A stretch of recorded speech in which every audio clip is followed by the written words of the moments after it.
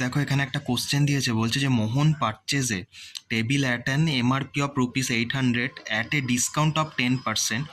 If he sells it at ₹900, then the profit percentage is. দেখো তার MRP পড়ছে, দেখো টেবিলটার যে যখন কিনছে তার এমআরপি হচ্ছে 800, সেটা ডিসকাউন্ট 10% ডিসকাউন্টে যদি বিক্রি করে তাহলে তার ডিসকাউন্টেড প্রাইস কত হচ্ছে 720, মানে 80 টাকা বাদ যাচ্ছে। এবার এই 720 জিনিস সে বিক্রি করছে 900 টাকায়, মানে 720 থেকে 900, এবার কি প্রফিটে বিক্রি করেছে, এবার কত শতাংশ প্রফিট এটা যদি বার করতে হয়, দেখো এই দুটো গ্যাপ দেখতে হবে, 720 থেকে 900 গ্যাপ কত, 180। কিসের ওপর লাভ করছে, 720-র ওপর, মানে 180/720 ইন্টু 100%, মানে কি হচ্ছে 25% লাভ করছে।